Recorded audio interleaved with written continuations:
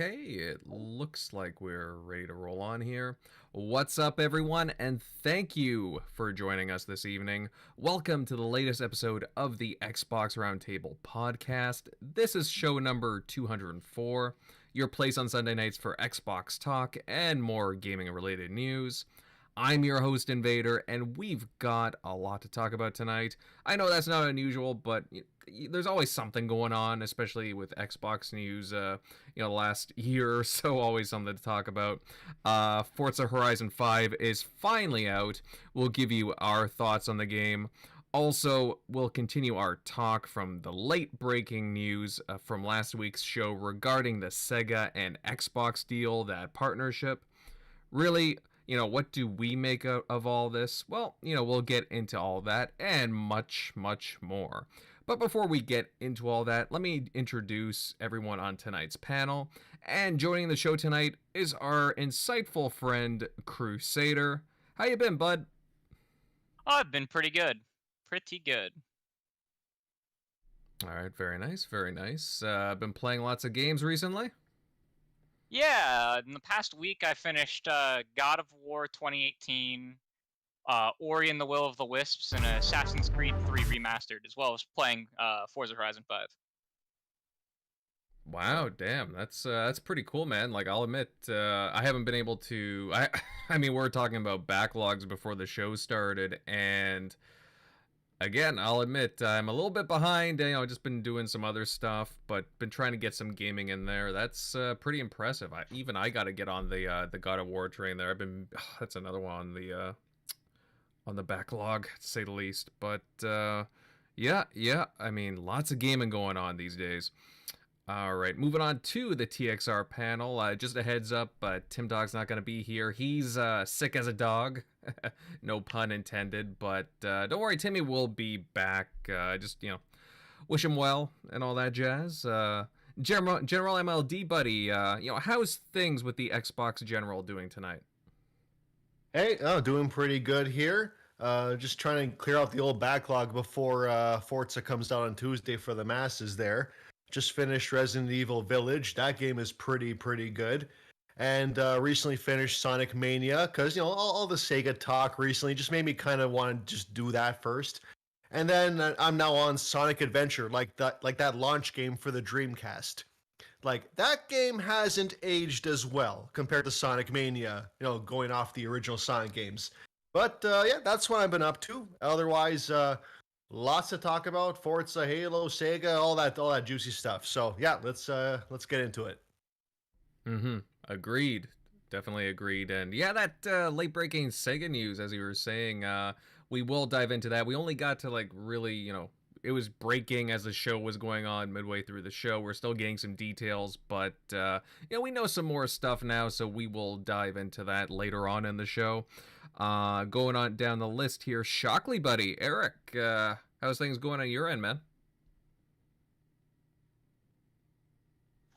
No, pretty good. Just been playing to moving to New Zealand so I can play that Forza a little bit early. That's crazy how that actually works. Too bad I don't think it works on any other platforms, but did you guys see the social media managers joking about it? Like Aaron Greenberg was joking about moving to New Zealand. Oh, really? I hadn't noticed. Yeah. Larry Herb said that, what was it? Aaron Greenberg put out a tweet saying that Larry Herb and a couple other members of the Microsoft executive team all of a sudden up and moved to New Zealand. Yeah. I don't understand why they don't just do a global release, so it releases for everybody in the world at the same time. Given that they don't restrict it, basically. I think it's a server thing. They don't want every single person in the world logging on at once. Oh yeah, I gotcha. It was kind of annoying because I couldn't get to my Microsoft rewards. I'm guessing New Zealand doesn't have Microsoft rewards. So I was like, oh crap, I can, because I was trying to go there for some of the things I unlocked for getting some achievements in that game. I was like, oh shit, I can't. I'm not gonna mess with it until it's actually officially in the States. But yeah, that one's been pretty dope. Finished Metroid Dread. So yeah, and then excited to get on that that GTA. That I think it drops here on the 11th, but or pretty close around that. I'm still hesitant of like being so hyped for that game, and then just to find out, hey, we've deleted like a bunch of the music, and then I'd be like, I want to play it, but I totally don't want to play it now. Man, you're really sour about that. You've been talking about that for a while. if they cut out that music, it's just like it wouldn't make any sense how you can't get the licensing. You're rock star, you're making tons of money out the ass. And like movies, like you could get those licenses. I'm sure Hall Notes isn't doing a ton of concerts. You could get Hall and you could pay them the royalties because that game's gonna sell gangbusters. They'll get a little cut. There's no way. I just don't understand how you can't get a music license. Everybody else can. TV shows, movies. Like, why can't you re-up the same licenses? It wouldn't make any sense. Mm-hmm. But yeah. No, I mean, you got them to sell it. It's on the PSN store, like the originals, and on iOS when they remastered all three of them. So they kept the licenses there. So I'm just saying, if it happens, it wouldn't make any sense because they did just remaster all three for iOS and kept them. So. Mm-hmm. Yeah, it'd be interesting to know what the details are behind that. You know, why there are certain licensing issues with some songs. Like you said, I mean, it's not like they don't have the cash to throw around because again, it's Rockstar, it's Take-Two. I could see why Sega wasn't able to keep the Offspring because Sega's not trying to put too much money into Crazy Taxi port to the 360, but Well, it'd be interesting to find out those details. And last but not least here, rounding out the crew tonight, we got Centurion. How's the gaming been for you the past week or so, bud? What is up, everybody? It's Sunday night. It's time to have some fun, talk gaming, definitely get our feet out of all the tears flowing in the Twitter streets. And what have I been playing? I have been trying to grind out Far Cry 6. Oh my gosh, I can kind of see the light at the end of the tunnel. I have captured all my checkpoints and bases in the main areas. I'm going through the story missions, the Legends of 67. That's actually one of the funner story missions from what I've heard. And then after that, it's off to the Esperanza region where President Esperanza is hanging out and causing all his trouble, and we're going to go overthrow the government over there. That's pretty much all I've been playing other than like I've also been playing Division 2.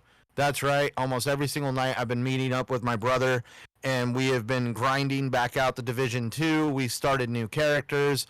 We're already almost to the first sets of DLC. We've got like 2 strongholds left before the DLC unlocks from the first season.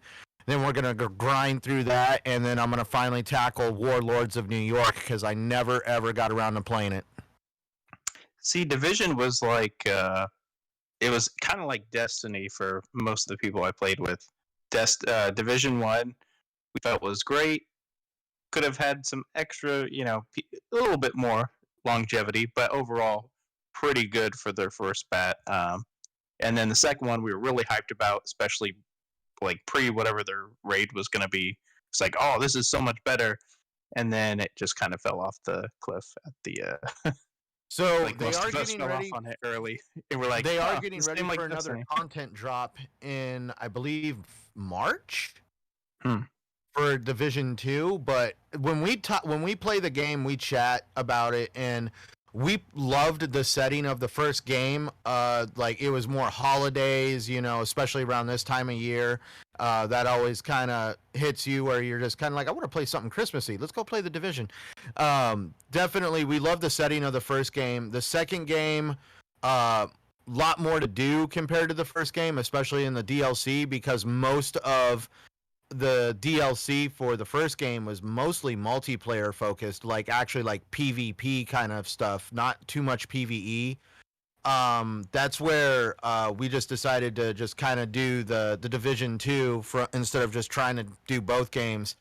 I would kind of see the Destiny connection, but the one thing I like is that there is definitely more of a story that could be understood, and I just feel that Ubisoft's at least storytelling techniques definitely show through, even in the Division, on how they're able to still craft a story that is definitely a very interesting story. I mean, if you just go on YouTube and watch the trailers and the reveals for the first Division, and it almost seems eerily what's going on in the world today. It's actually very amazing how Tom Clancy was able to craft these stories based on how the world economy functions and how like trading routes and all this other stuff can be affected by something like this, and it almost echoes what's going on in the world today, minus having, worldwide destruction and cities totally abandoned. But I mean, it almost seems very eerily like what's going on in today with some of the things going on in the game. Yeah, that's another game I really need to get back into, because I was enjoying it early on when I started playing, but again, just got lost in some other stuff. Don't you just love how that happens? Oh, dude. Yeah, gaming is like seeing a squirrel. All of a sudden you see a squirrel and you're off on a new tree. Yeah. Never end. Yeah, I think we all know that feeling, Centurion. Let's see. Oh, we got lots of people filing in here. Mav, Mr. Fun Speculation. Hey, buddy. Dirt Griggity. Always great to see you here, pal. We got Mike from the original Next Level Gaming, a fellow Gamers United Guild clan. Hey, buddy. Great to see ya, as well as many, many other wonderful people in the chat. Guys, don't forget to smash that like button and share this show out. We really do appreciate your support, but let everybody know that we are live now. You know what, guys? Let's dive into our first topic. And Forza Horizon 5 is now released and out into the wild. I mean, maybe not the standard game, it's the premium version, but still a lot of people are able to play this game. And I'm seeing a lot of solid reviews around the board, and overall I'm seeing a lot of people enjoying this title. Shockily, buddy, I'll kick things off with you. I know that you've spent some time with the title. So far, how are you enjoying it?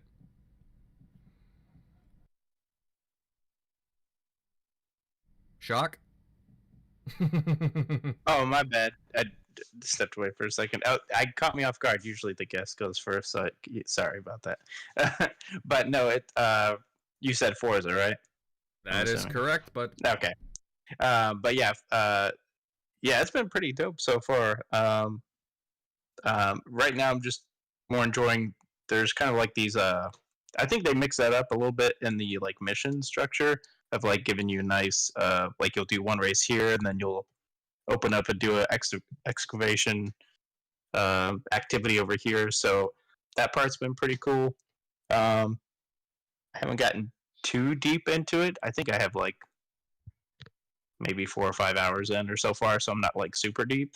But yeah, I mean, so far it's been excellent, and I totally get what Tim was saying about the playing in quality mode, because I started in 60, and then I was hearing from Digital Foundry, they were saying like the pop-in is like drastically or pretty good amount less pop in on the quality mode.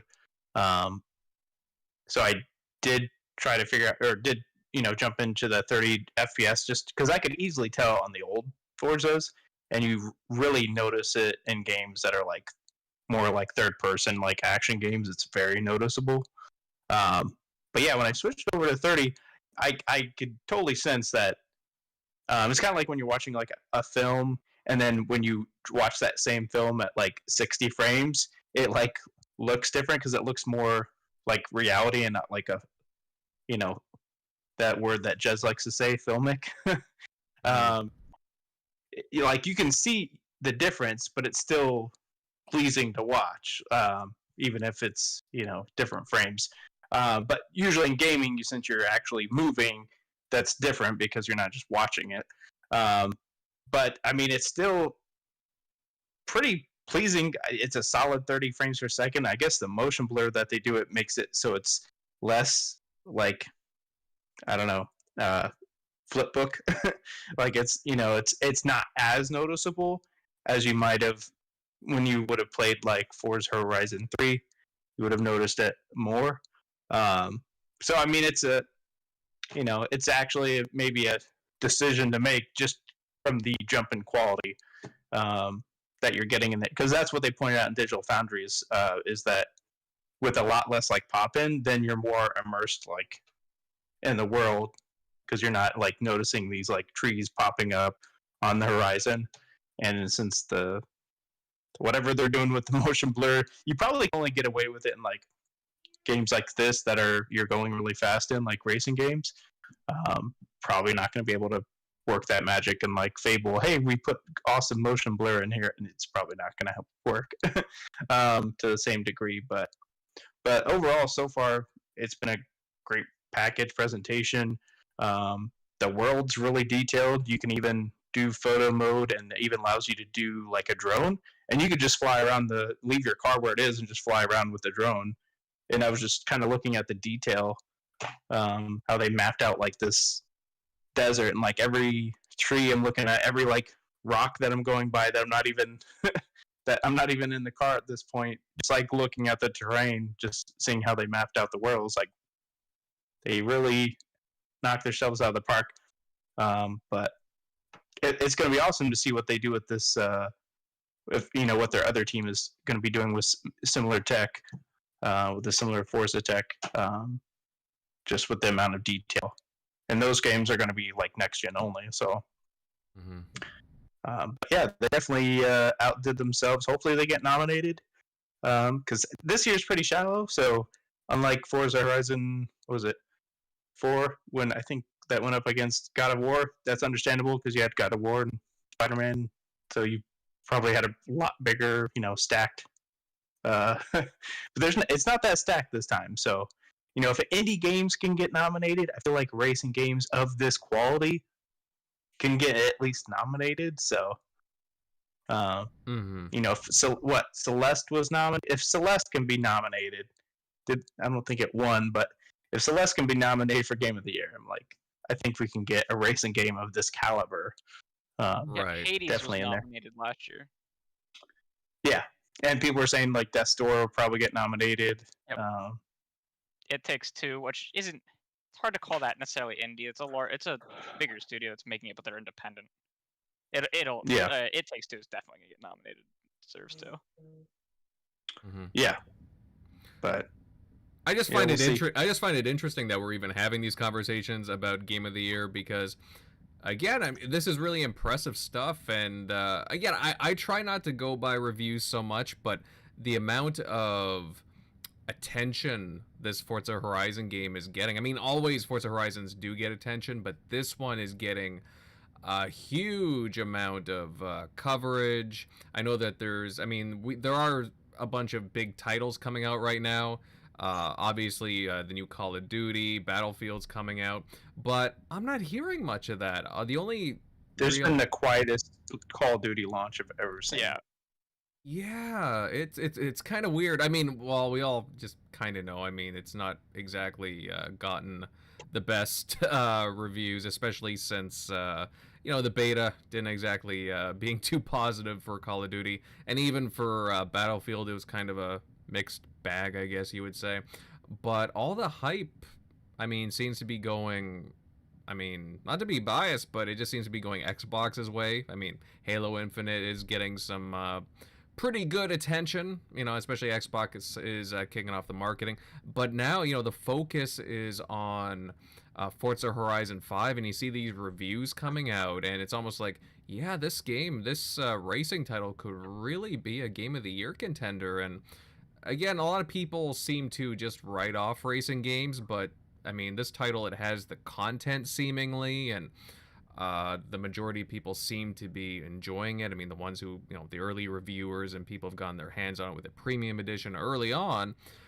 Guys, I don't see why it can't be nominated. I mean, that would be astounding for a racing title. I mean, kudos to Playground Games. I mean, they put a lot of detail into their titles, their games. So It'll be pretty messed up if the top rated game on it, or at least on, I guess it's Metacritic, but the top rated game of the year doesn't even get a nomination. That'll be kind of one thing weird. I will say, according to Mr. Grubb, a lot of the industry reviewers who are the ones who vote on that, I think they count for 70% of the votes for Game of the Year. And they also are the ones who nominate stuff. A lot of them have been nominating their stuff already, because while the due date, I believe, is November 19th this year, maybe 21st,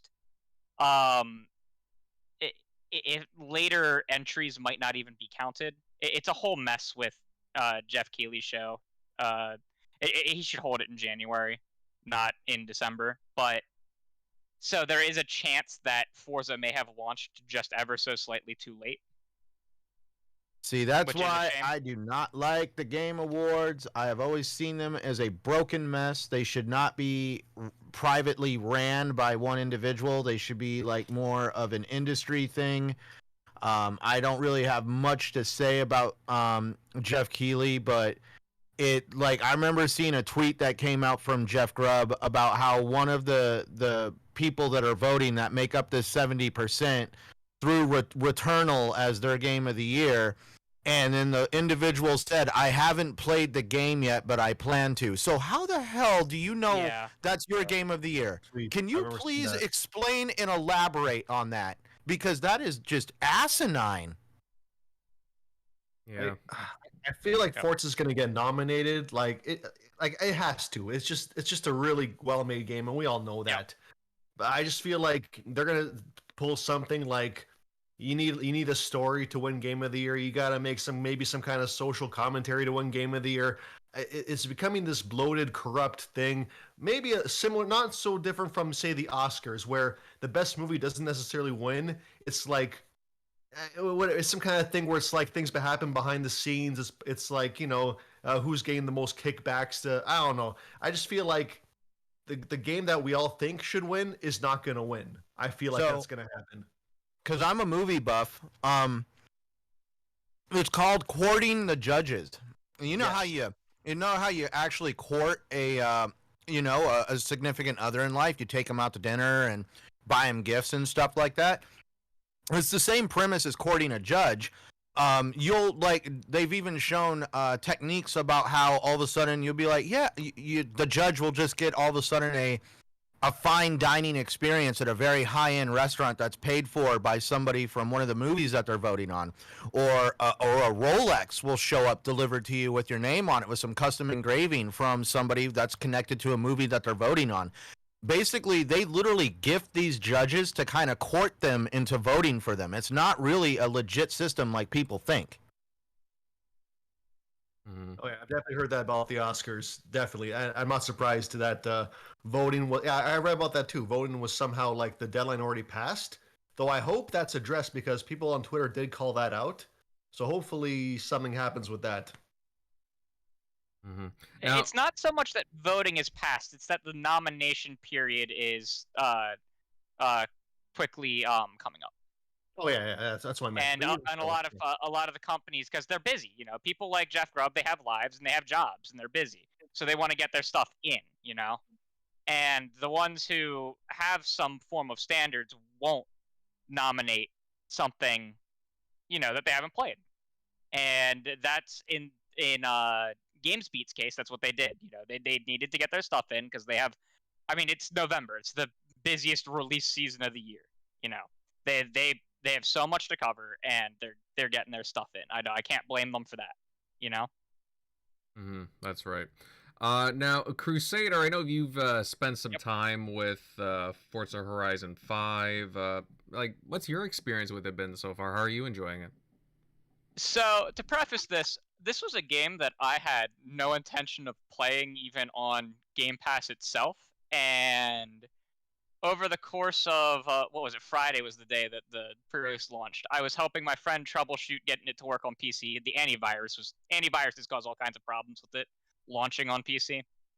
Mm-hmm. So at the end of the day, I decided to, you know what, hell with it. I'm just gonna get the ultimate upgrade and play and see what this is all about, right? And then play with my friends who were playing.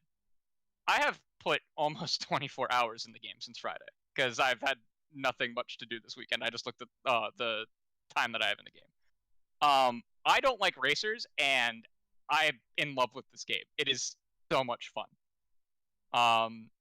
And I'm just doing mindless things like going around and getting all of the like the little like signs that you break, or Yeah.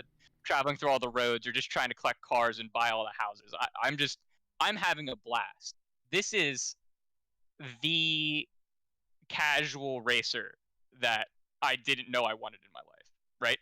It is the perfect game for casuals and hardcore players alike. Anyone can come in and play Forza. It's or for at least Forza Horizon. I can't speak to motorsport, but Forza Horizon, anyone can come in and play this and have a good time.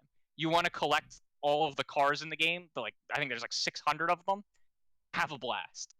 You want to do hardcore racing online and tune your car to the exact like 0.1 percentages? You can do that. You know, you just want to drive around and have fun. You can do that. It's so great. Yeah, and I think ever since day one, like, when I say day one, I mean from the inception of the original Forza Horizon back in 2012, I just enjoyed just screwing around, just driving around aimlessly, just kind of being on my own adventure and my own kind of thrill seeking. And then Forza Horizon 2 came out, and then 3, and so on. And it's just an ever expanding like world that I've just enjoyed, again, losing myself in. I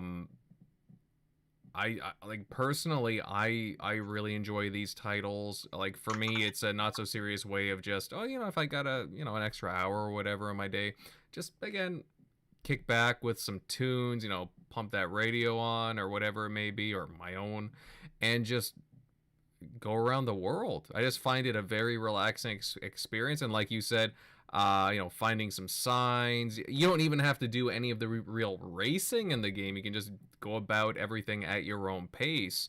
Or even I always liked finding or going after the barn finds. Personally, I'm not sure how many are in this game, but there's 14.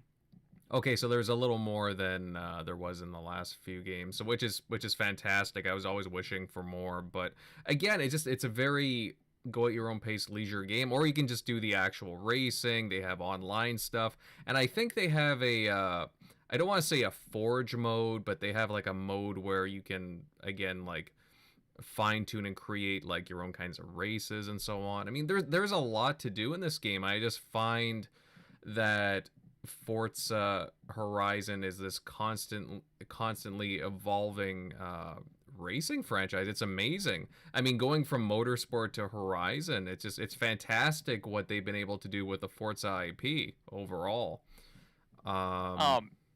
It is like Forge, by the way. Like, I played one user created level that popped up on my map, and it was basically drive around and smash these crates, and it looked like they had changed the lighting, and it looked just like the first Jurassic Park movie at night. And at the end, there's like the player had put a giant T-Rex at the end, like when you get to the end of the obstacle course. Oh yeah. It was. I was like, what is this game? Like that's when I was like, what am I playing? This is great. I mean, last night was what we had daylight saving times happen last night, right? Yeah, that's correct. I was doing some of the time trial, like where you have to be you have to get to a certain miles per hour with your car when you go through like the stoplight, and it checks your time. I was doing those, and I looked at the clock and realized it was 4 a.m. So realistically 5 a.m. No idea that I had been playing that long. Wow. I mean, you just kind of got lost. You got swept into the Forza action, didn't you? Yep. Yeah, I can't wait. Oh. yeah. So MLD, you haven't gotten it yet, correct? Yeah, I'm waiting. I'm just again clearing out my backlog before Halo, and I figure like let's see how everyone else finds the game before it comes out on Tuesday. Because I played a lot of Forza Horizon 4. I really enjoyed it. See, like I was the kind of guy who just I got the Warthog as soon as I could, and I just like souped it up. I was just using it whenever every race that supported the Warthog, I was using the Warthog. So, but I just it's just amazing from everything I'm seeing here how they up their game from Forza Horizon 4. Like for one thing, the biomes are so diverse compared to Forza Horizon 4. But even then, like the Forja aspect, like that's going to keep this game active for years and years. The community will keep this game going long after Playground, moves the resources to the next game.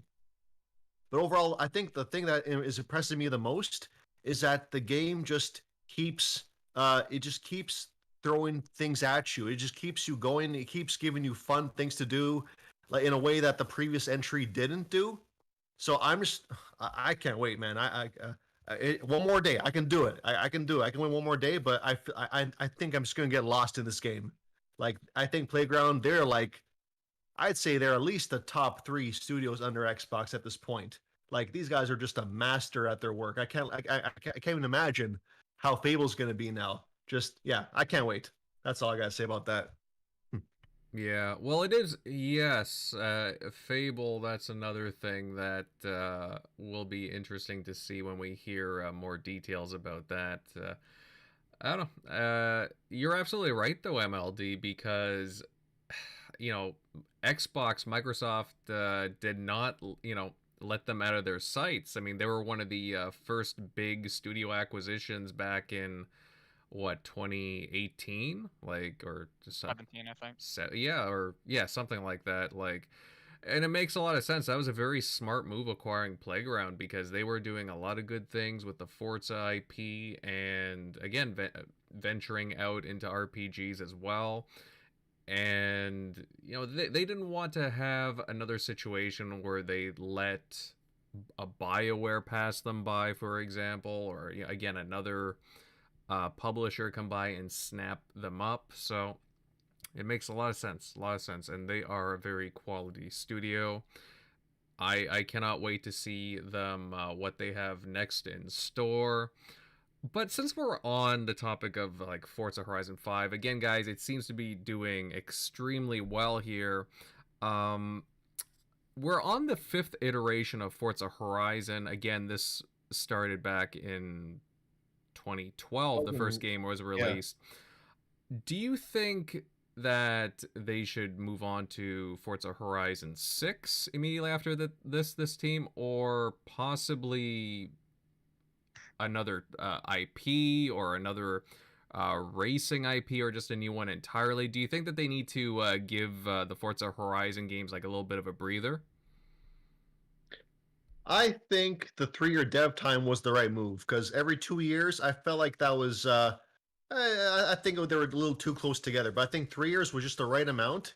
It removes the franchise fatigue aspect, but also I think as long as they got locales that people want, like people I see on Twitter all the time, people want to see Forza Horizon in Tokyo, or like or Brazil or some other exotic location. As long as they keep just doing locations like that are new and provide new biomes and experiences, I think they can still keep the game fresh. So at least it's still. I think Tokyo would that would be so big if they did that for Forza Horizon 6. So I think for now it's still in good hands. As long as it's not Forza Horizon like 7 Toronto, because the roads are just bloody terrible. It'll be pothole season there. So oh yeah, a lot of traffic. yeah, you know what I mean. But I mean, actually, on the topic of it, I wouldn't mind like one based in Canada. That'd be cool. I mean, maybe I'm a little biased, but maybe something in like Alberta or even Quebec, Nova Scotia. I think that they could do a lot with it personally, but again, there's a lot to draw from. There's many things that they could do from around the world, and they seem to be have a flair for this. The again, the Mexican landscape looks pretty cool. I can't wait. I can't wait. Dominic Turo, Forza Horizon, Pennsylvania. Hey, why not? I mean, I've never been to Penn State, but hey, why not? I mean, Thanks, Sarah. well, It's one of my friends. Well, I figured. So I absolutely do think they're going to continue this series, and I think the 3-year dev plan was maybe even a 4-year dev plan would be good for it. You know, just slow it down a bit and make them as big and as extravagant as this one, or even bigger and extravagant. The settings are a great way to attract new player bases or maintain existing ones. Mexico is one of the biggest Xbox bases in the world. The people there love the Xbox brand, always have. And I remember seeing so much celebration from that side when it was announced, right? So I do think in growing areas like Japan, it would be smart to base the next one, because maybe you can pull in some of those people because they can see, you know, it's their home. You know what I mean? Mm-hmm. I was big when England was announced with the last one was Forza Horizon 4 was England, right? I haven't played. Well, yeah, it was like England, Scotland, yeah. I do remember people over there being very excited, you know, that it's based where we are, right? And the other thing is, people always want the hottest new cars in racing games, the latest year, as well as some of the old classics. So you almost have to release them. Like, you can't put it on a permanent hiatus, and you can't even put it on that long of a hiatus, because other racers like Project Cars or Gran Turismo or was it Assetto Corsi? There's a bunch of them that can slowly encroach on your base. And I mean, look at EA. How many studios? EA has Codemasters, right? And some of those other ones. So they have a ton of competition. So they do need to stay relatively on their game with this. Well, there's also the nature of the beast that, regrettably, games like Forza get delisted because of some of the contract deals involved. So you wait too long, you could have a situation where there isn't a Forza game available on the market. Well, yeah, there's no Motorsport right now. There is not a purchasable Forza Motorsport right now. So we're literally seeing that from Turn 10 side. That's a 5-year dev cycle. That's a little too long, but yeah, you're right. And that's because that the main bulk of them are reworking Forza Tech. That's why they took that year off, and they got slowed down even further by COVID. You know. Yeah, Horizon 5 is the last time they're using the current engine. Yep. Which is phenomenal. But yeah, that's interesting too that you bring up about the fan base too, because Mexico has a large Xbox fan base. Kind of makes me wonder if they'll do one in what is it, like Brazil? Brazil's a huge Xbox fan base as well. A couple of other, like, there's Rio de Janeiro. I think it's very possible. I mean, that's a contender, as well as a couple of different European states as well. Maybe Germany, for example. I mean, there's a lot of places they could go, guys. I mean, I'm just spewing a couple of ideas, but either way, a lot of good stuff to look forward to. And, like, with regards to, like, again, I was just, like, tossing something out there with regards to Playground Games working on something else. I mean, even another racer just to toss into the mix. Like, Xbox has all these IPs. Like, again, yes, they alternate between the two Forzas, but why not another? Because of the dev time, take some pressure off of them. For example, what about Project Gotham Racing? That used to be a huge IP, early on in the original Xbox and 360 days. I know that, originally they were looking for a Project Gotham developer, and that ended up turning into Playground's Forza Horizon. But I mean, I would like to see the street racing kind of come back, to be honest with you, like something a little more focused that way. That way they can have a little more variety there. I've also heard, does Xbox need a kart racer as well for that variety? Yeah. I was going to bring that up. Think of all of the Bethesda and Xbox Game Studios IPs in a kart racer. I don't know if that would be necessarily a Playground Games game, but that would be fantastic. Even a Smash Brothers clone. We have so much mascots for that now. Yeah, and because of a certain partnership too, getting a little chummy. I wonder if there would be more mascots in the works, but we will get into that a little later. But I mean, I don't know, guys. I'm just talking that it would be good to have more alternating racers, especially when you talk about Game Pass and reaching more players and so on, and giving the developers and studios more time to work on these titles. Clearly, the 3-year dev cycle seemed to have given Forza Horizon 5 it looks really good, and there's a lot of content packed in there. We were talking about the next Forza Motorsport that. Again, Turn 10's trying to get the next iteration of Forza Tech right, going into next gen and so on. I can't wait to see what they have in store over at Turn 10 for the next Forza and so on. We've only seen little glimmers of gameplay, but man, does it look good from what they've shown off. I don't know, guys. I can't wait to play Forza Horizon 5. I see a lot of people in the chat just excited for this racer, and it's great. It's a great feeling. I'm really happy to see the energy from the Xbox fan base across social media and in here. Fantastic stuff, guys. I think on that note, though, we will move on to some other bits of news. And of course, guys, during last week's show, there was breaking news regarding a press release from Sega announcing a partnership with Xbox. We had gone into it a little bit, but again, things were still kind of breaking. It was stuff was slowly trickling in. Well, that smoke has kind of settled, and we have a bit of a better idea of what's going on here. Crusader Bud, I will start off with you, my friend. I'm sure you've been following this whole situation.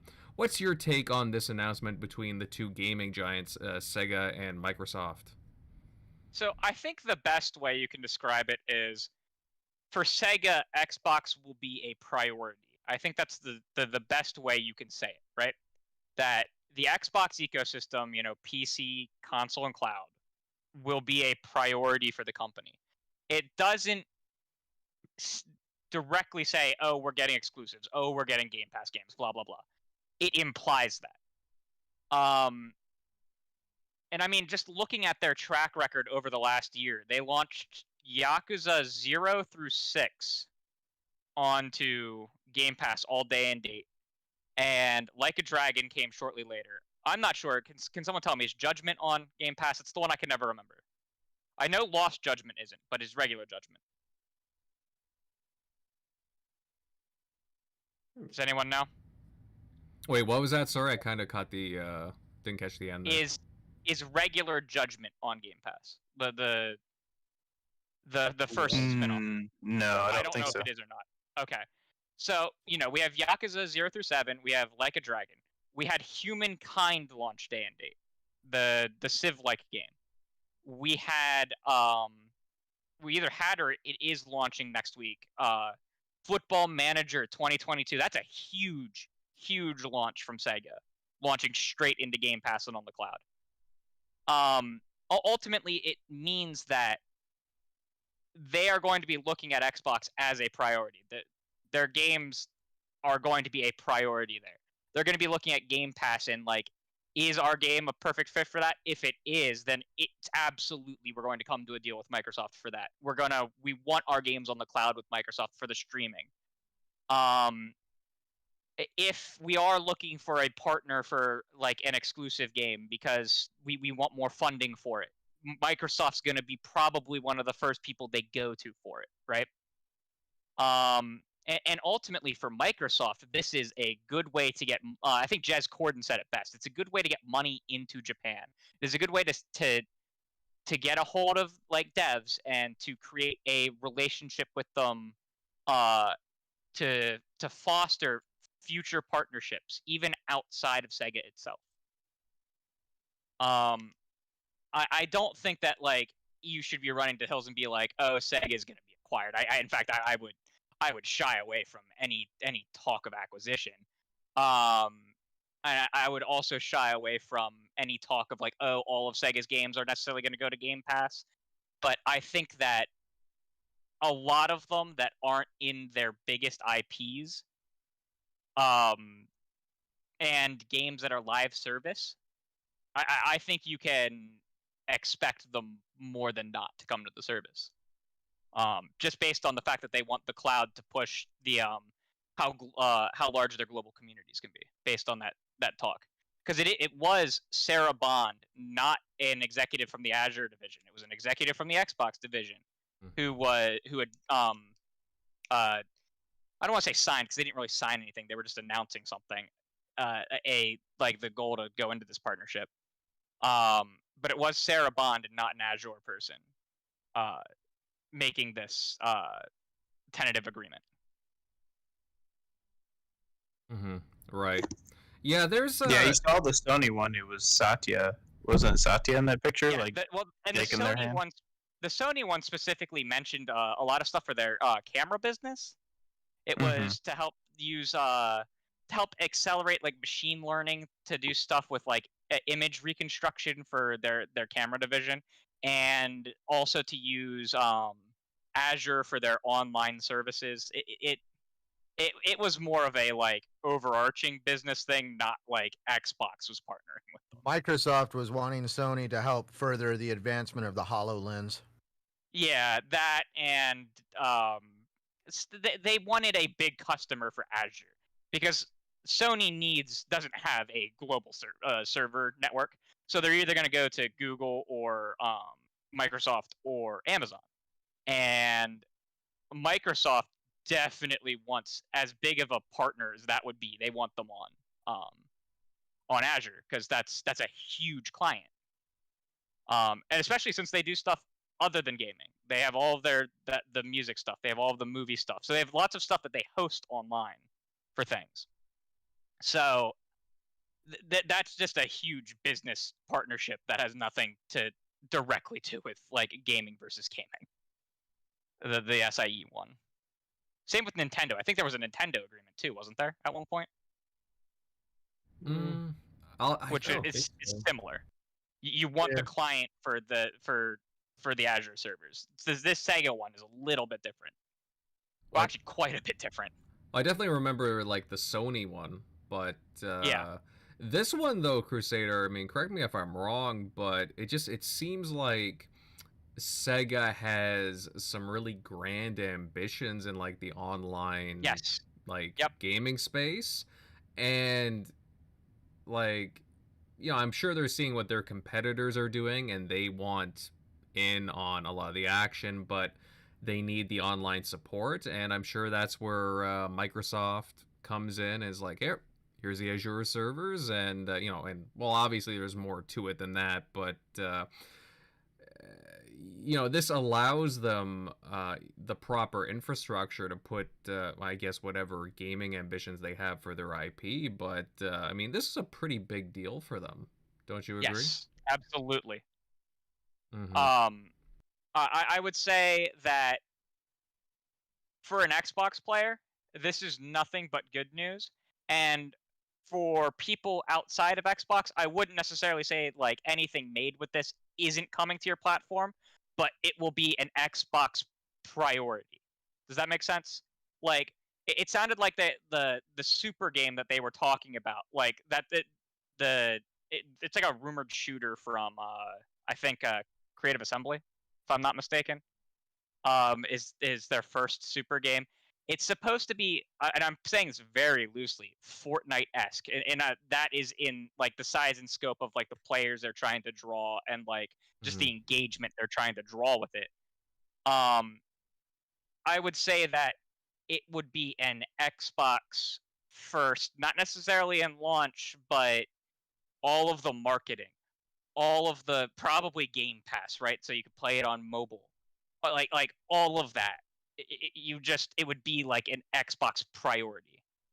similar to Phantasy Star Online right now. It's an Xbox priority. It's not even on PlayStation in the West. It's only on Xbox and PC in the West. True, yeah. It sounds like they're it's this kind of deal that they're coming to, and like as an Xbox player, expect perks from this. What kind of perks? I think it's gonna range from year to year, game to game. Mm-hmm.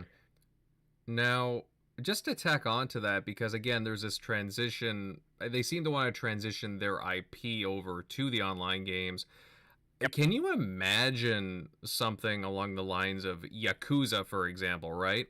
But having something like a GTA Online.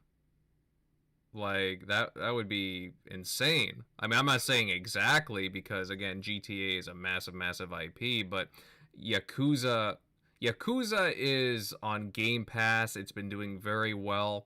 I would argue, like, you see what they've been doing with Microsoft, testing some of their IP, some of their bigger IP, like Yakuza. They basically put all the games onto Game Pass. Yep. I could see something where it's like, oh, you know what, this is doing well. This is where we envision the IP going, and you could have a Yakuza similar to, like, again, a GTA Online, or having, you know, it's just something like that. That'd be pretty big for them. I think that another thing, Microsoft works a lot with two of Sega studios in particular. Yes. They work a lot with Creative Assembly, and they work a lot with Relic. Relic just made Age of Empires 4. Critically acclaimed, very, very popular, did very, very well this year. People love it, right? And then Creative Assembly made Halo Wars 2 in conjunction with 343. They a small team from 343 helped co-develop Halo Wars 2 to ensure story stuff and consistency and whatnot. I think you can expect more of those things, especially from those two studios, because they have a good working relationship. In fact, I would assume that Relic itself is going to be making more stuff with World's Edge. I think you could count on that. It's interesting because, yeah, the RTS genre is a little more niche these days. So I feel like having that safety net of being on Game Pass PC day one, or even console Game Pass day one, you get that player injection and word of mouth and exposure. And maybe something like an RTS, like it'll gain more traction, like how we're seeing Age of Empires 4 doing very well on Steam. I feel like if Halo Wars 2 was also on PC as well, I feel like that would have got a much bigger audience as well, but I definitely see them doing partnerships in the future, yeah. What's weird about Halo Wars 2 is it is on PC. It just never launched on Steam. It is on the Microsoft Store. And people have been begging for it to come to Steam. And what's even weirder is Halo Wars 1, the Definitive Edition, which came out at the same time as Halo Wars 2, is on Steam. It's one of those just weird decisions by 343 and Xbox Game Studios Publishing. That game Halo Wars 2 never made it over to Steam. I think it's a huge missed opportunity. Yeah, although they did their PC initiative in 2015, it was more like day and date with the Windows Store. They didn't really start doing day and date with Steam until 2019. Yeah, it was like last year or the year before. Yeah, and they've been trying to slowly catch up to all the games released beforehand, and obviously some are getting left behind. But I think going forward, I think they'll be remedied. But it's unfortunate that you got stragglers like Halo Wars 2 that would greatly benefit from a Steam release. Part of me is hoping that maybe even Relic could make a Halo Wars 3. I would love another Halo Wars. I think the games are very, very neat. I think that they need to do a little bit better with complexity in them. They're a little too simple. But they are very, very cool RTSs that just we need more of it, you know? Oh yeah. Yeah. No, And absolutely. that's one of the things with the Sega deal. That is, it's not like guaranteed by any stretch of the means, but it's more likely now that they could team up, and that this could indirectly stem from that agreement, because they're going to be in almost constant dialogue now, because Sega is, I think the part of the deal was specifically development tools for the Microsoft ecosystem, and specifically Azure. So maybe we see some like just larger scale projects too. Not necessarily just online, like games like GTA Online, like we were talking about before, but maybe some stuff that needs the cloud just to power it, on the lines of, say, Flight Simulator. Right? Flight Simulator needs the cloud to exist, because you would never be able to install even a logical portion of the game onto your own computer. You know, you can get a very, very small geographical area, and it takes up like 40 gigs. So, maybe Sega wants to make some massive, massive open world game that is more or less single player, but it needs that online to realize its vision, because it needs more processing power and more hard drive space than any one device could ever come close to managing. Right. Now, it's interesting too, because you had brought up Crusader Phantasy Star Online 2, which is exclusive to the Xbox console in the West. And exclusivity does matter. And Yep.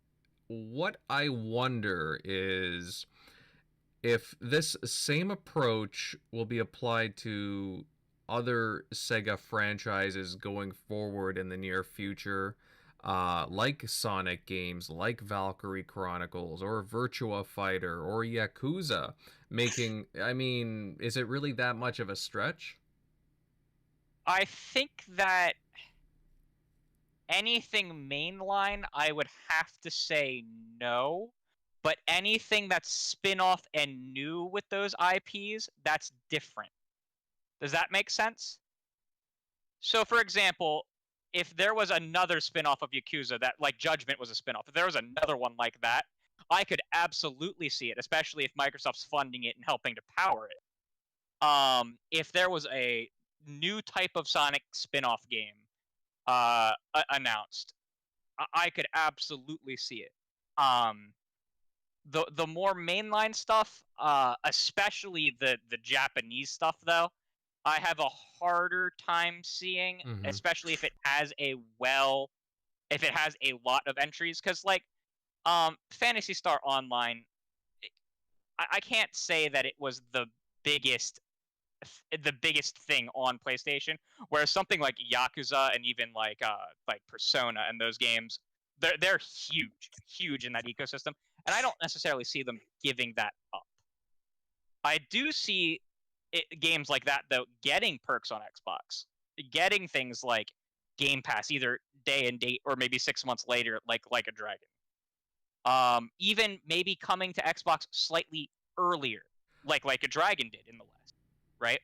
I don't see anything. I don't see anything permanent like that. Or day one Game Pass. Yes, it could even be day one Game Pass. It depends on how big the franchise is, and essentially how much Microsoft's willing to pay. To be honest with you, how much Microsoft is willing to put forward for the games, and some of them I think they could.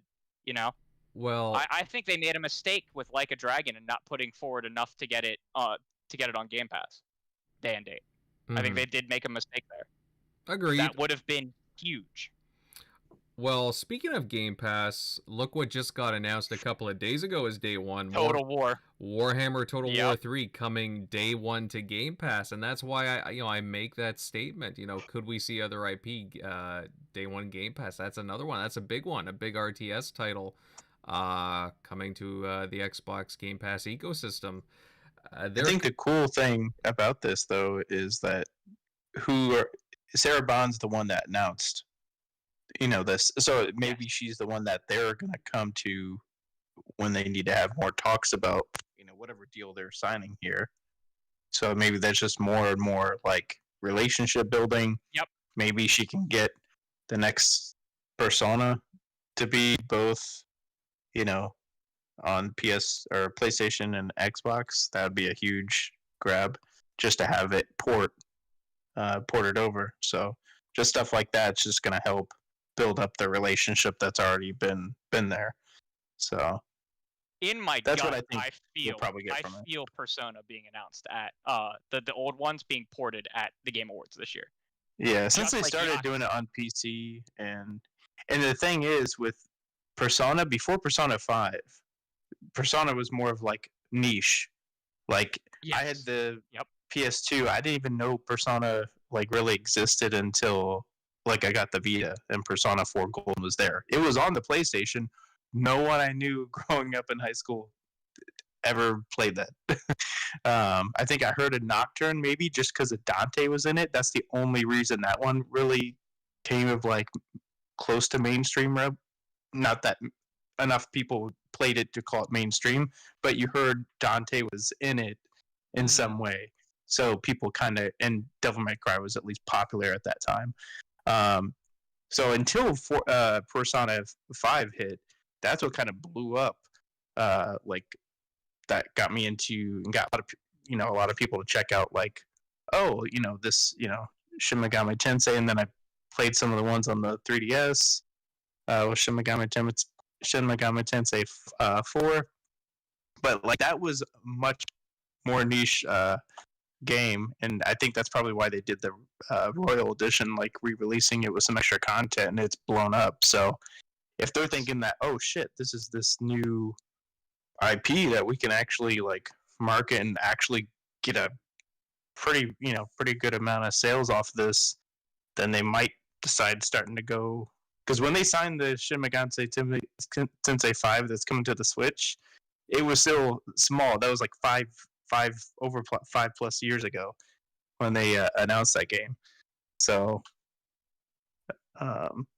back then it was still smaller. Now it seems like, oh, Persona's big, and now this next one's coming out from. So maybe in the future these games will be, since they've gotten this status, maybe they'll come to Xbox, maybe at least and multi-plat.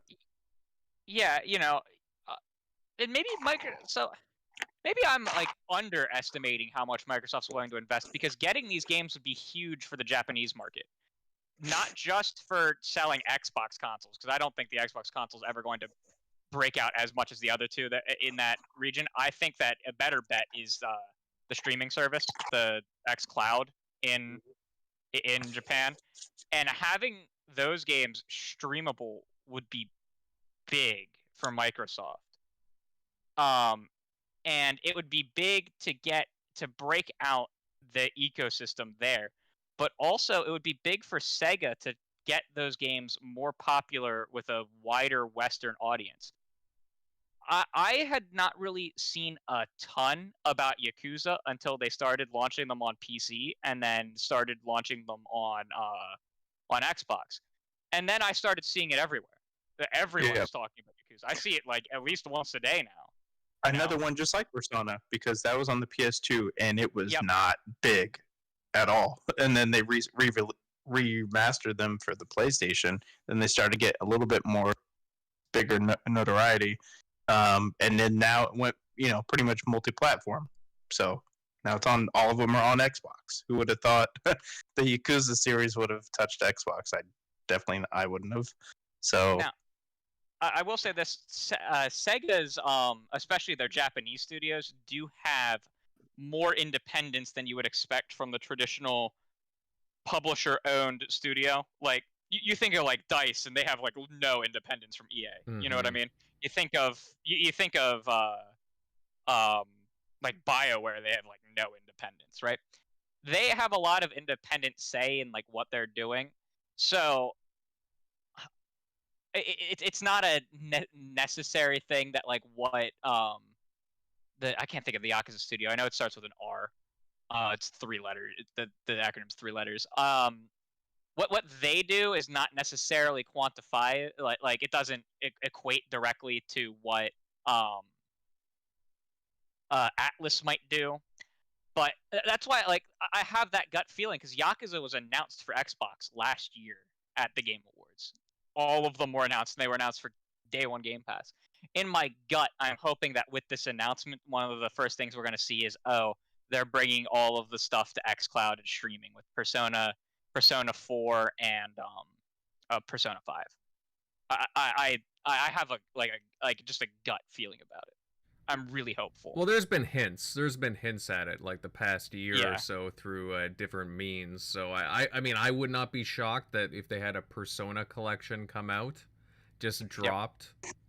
But I mean, I would not be surprised if we saw a big showing from Xbox at the Game Awards. Like, you know, I mean, nobody's like really expecting anything, but I don't know. I could totally see that dropping like some kind of, you know, oh, it's, you know, coming to Xbox Game Pass, Xbox systems, and Phil even mentioned Persona when he was on that I think it was a Japanese conference that did. He also named I think something that was like Nintendo based that obviously would never come to Xbox. But I remember him just like mentioning Persona was just like, oh, okay. It being a multi-plat that, you know, has never been on Xbox, so. Or not multi-plat, but it's third party. Hopefully. Yeah. That would be cool. I mean, guys, like, with Sega and Microsoft or Xbox, I mean, there's always been a long-standing rumor. I mean, there's always been talks about, again, Xbox wanting to acquire Sega. That, again, you know, they've thrown around that concept, that idea. Now, again, you got them growing this relationship between them, this partnership. It does seem like a bigger deal than a lot of people want to make it out to be. I mean, it is hard for Western publishers, companies to get into Japan and, again, like, buy their studios and publishers and companies. Could this be like the slow build up to, you know, possibly an acquisition in the long term? I mean, is it a, do you think they're gonna take the long term approach here? Like, could this be like a very long term approach to the acquisition of a Sega, possibly? Yes. I mean, I'm the optimist. I want it to happen, I think, more than anybody here. But I want it to happen tomorrow, but I know it's not going to happen. It's going to be a slow burn. And I think we all, each of us put forward like a context as to like the slow build up. I mean, what, Halo Wars 2, Phantasy Star Online, Football Manager, Warhammer, what is it? Age of Empires 4, the Azure Partnership. Sarah Bond is chiming in, meaning Xbox gamers will benefit in some way. The Yakuza on Game Pass. Like it's I feel like this is like a years in the making kind of thing. Like it's like they're courting them. Like, and you gotta be gentle about it. You can't be too aggressive. They're showing them the value. There's money to be made if you stay with us. Who knows? Like I speculate that they give them a really good deal on Azure, so long as they get certain considerations in the future going forward. I'm not saying Sega's next big games will be exclusive, but they might get, like we said, free, like, you know, the marketing rights. It might be Game Pass day one. Like, they'll be multi-platform, sure, but I think we will benefit in some way. And who knows? It might take all generation, but I like to believe, like, I'm an optimist. I think by mid-generation, maybe end of the generation, I think if this all goes well, Xbox will pick up Sega. That's just me. I'm hopeful. I think it's going to happen, but it will take years to cultivate this relationship. Yeah. I think this is a more indirect way to break into Japan and secure some Japan developers to support Xbox. Mm-hmm. I think that it could end up similar to like partnerships like PlayStation has had, where like some like developers leave and found a new studio, and then like SIE is now working directly with that studio. We've seen it with like Haven and a couple of the other studios like that from the what was her name? Jade Raymond. Yeah, that's correct. Yeah, because she worked closely with SIE before, not directly ever at one of their studios. Like, I don't think she ever worked for an SIE studio. Correct me if I'm wrong. She was Ubisoft and then Google. Yeah. And also EA. I think she was making a Star Wars game too at one point. I think wasn't it like 1313? She was making. That's correct. And don't forget that studio too from I forget the name off the top of my head, but it's guys that were Fire Sprite. Yeah, yeah. Well, I'm not even sure if it was Fire Sprite. There was that studio that, again, I forget the name of it. Maybe it is, but the ones that are, I think they're working on some kind of a first-person shooter, and they were ex-Treyarch developers. Yes, the Deviation. That's it. Oh yeah, that's the one I meant to say. That's exactly what I'm talking about, right? So like maybe a dev ends up leaving Sega, Microsoft could then move in and pick them up, right? Pick up their studio and start publishing with it. I think that this is more of that than directly getting Sega. Now, I could also see them. Some of the large publishers have sold off their studios before. I mean, IO Interactive bought their independence from Square Enix. Square Enix West. We've seen Bungie buy their independence not only from Microsoft but from Activision as well within the last decade and a half. I think that we could see that with Relic. Relic in particular, rather than the entirety of Sega. Yeah. Right? Maybe Creative Assembly too. Though I think Creative Assembly is going to be held on to because I believe they're going to be making the super game that Sega is talking about. But I think it is more about cultivating relationships in Japan and showing other developers indirectly in Japan that Microsoft is serious about entering Japan, and maybe indirectly gaining the eye of some Japanese independent studios that say, hey, you're working with Sega. We know you have, you're expanding your offices here, your publishing offices here. We'd like to pitch this game to you, right?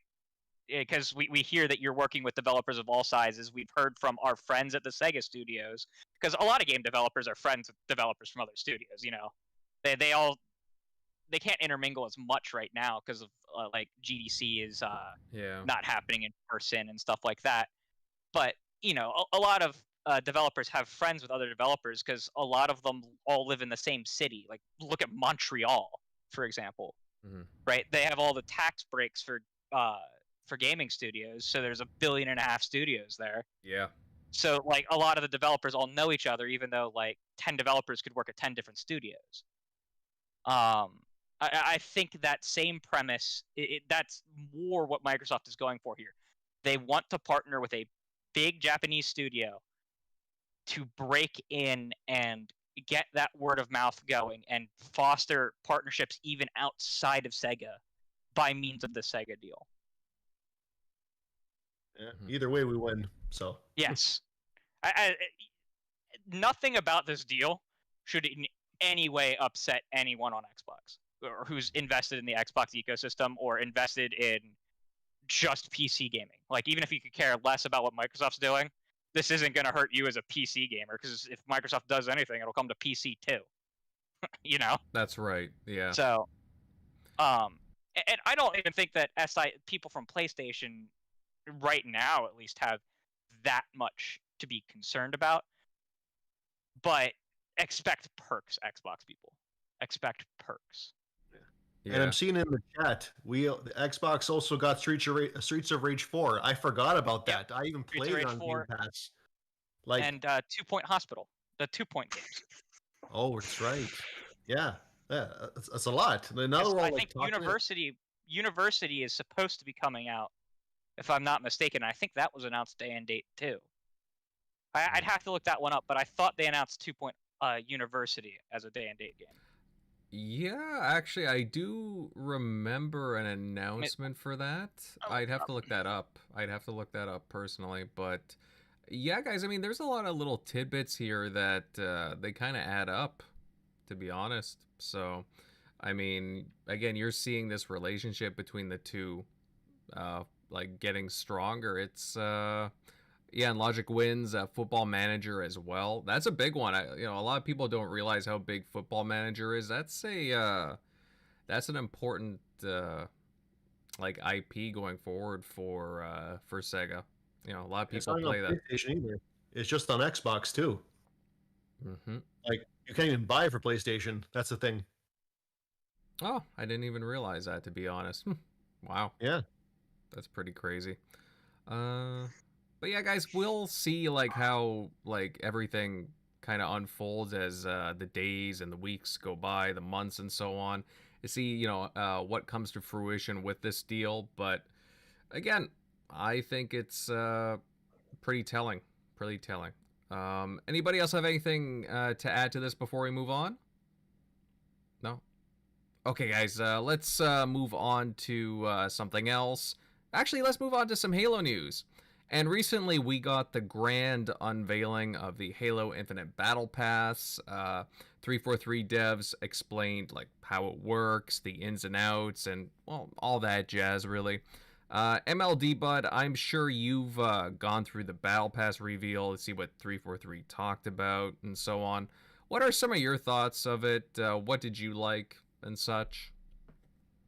Oh yeah, I went through it, and it is by far. First, I have to commend 343 for being this transparent about it. Like they had gone through a lot, like almost every aspect of this whole their plans. So it's worth pointing that out. But it's also by far the most progressive approach to seasons that I've ever seen. Because like I'm familiar with the Fortnite seasons and other things like Call of Duty. Like when the season's over, like that's it. Like if you didn't get all the unlocks, like you're out of luck, and you gotta re-up for the next season and whatnot. See, with this one, they said the price $10 per season, which is it's fair. I mean, it's free to play multiplayer, so I mean, it's competitive. But what's really good is that they confirm what we already knew. One battle pass, the battle passes do not expire. You can only have one battle pass active at a time, and you can switch them whenever you want. So if you're in season 5, you can go back to earning for season 2, if you want to, that's pretty amazing. Actually, I'm surprised other games aren't doing this, but I think other games will follow in the future because people say hey, Halo used to be a trendsetter back in the original trilogy, and I think this thing will be a trendsetter. Other games that do a season approach, they will take from what Halo Infinite is doing with their battle passes.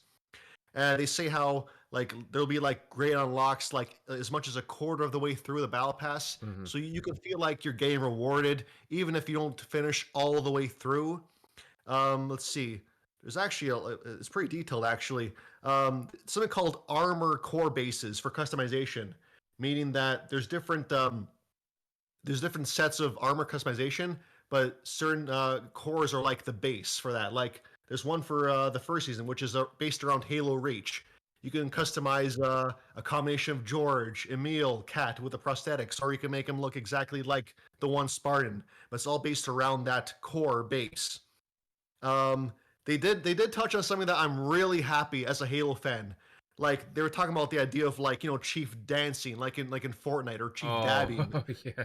I know, but luckily, good news. They're not going to do that because they didn't want to upset the traditional fans. Instead, they're regulating that stuff to the personal AI. Because the personal AI in the lore, they can do whatever they want. They're smart, they're dumb AI, smart AIs. They can do whatever they want. So they're gonna leave the stuff like that to them and keep the Spartans a little more traditional, a little more militaristic, which is, I think, the best compromise.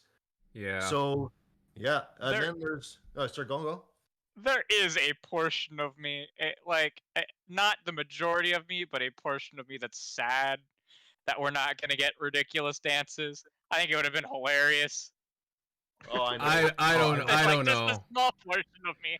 I don't know. Seeing Master Chief flossing in a Halo game, I don't know. That just doesn't do it for me personally. I don't know that it needed to be in campaign, but my personal Spartan, Like, you know what I mean? Like, I'm sad that I'm not gonna be able to floss on someone's corpse. Oh man, Fortnite's one thing, but that's in Fortnite. This is another thing altogether. Well, I would I say remember. I would say Halo, even in like a free to play space, I just let Halo do its own thing. Personally, like I understand wanting to like customize to a lot of different degrees, but oh please no flossing, please God no. Yeah, um, I remember in the Halo 5 beta, all the Spartans they were they were being a little bit outrageous with the yeah, callbacks, like yeah. the way they were talking out loud, and the comments in Twitter and everything. They're all like, "That's not how Spartans talk. That's not how they act."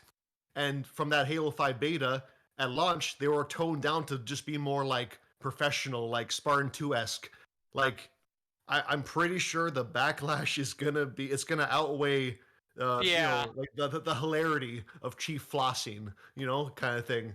To be fair, if you want to see Chief floss, you just load up Fortnite. You can do that right now. Yeah, that's Pretty much. true. Yeah, actually, that's a good point because you can just load up his that skin for Master Chief, and you can floss in Fortnite. So That'll come into the Metaverse conversation later. probably yeah, but actually, MLD regarding the AI, like I don't know, like I'm kind of like I don't know, like they're okay, I guess, but I haven't really found one that I've seen that I've really liked personally. Do you know if we can just like turn it off and not have an AI? Oh, I mean, based on the options from the multiplayer beta, I mean, I don't see why not. Because another point in they were making in the Mm-hmm. details was that they're really closely following community feedback, and they will tweak future seasons and perks and rewards based on what people say. So if people think the custom AI is a little too annoying and just want the option to turn it off, I mean, I don't see how that can't happen in a future update. So, Mm-hmm. I mean, going off that, they said that good news here with like the challenges and whatnot for experience. They said that they saw that and they're going to tweak them because they kept track of the ones that people did the most Mm-hmm. and ones that people chose to roll over and replace.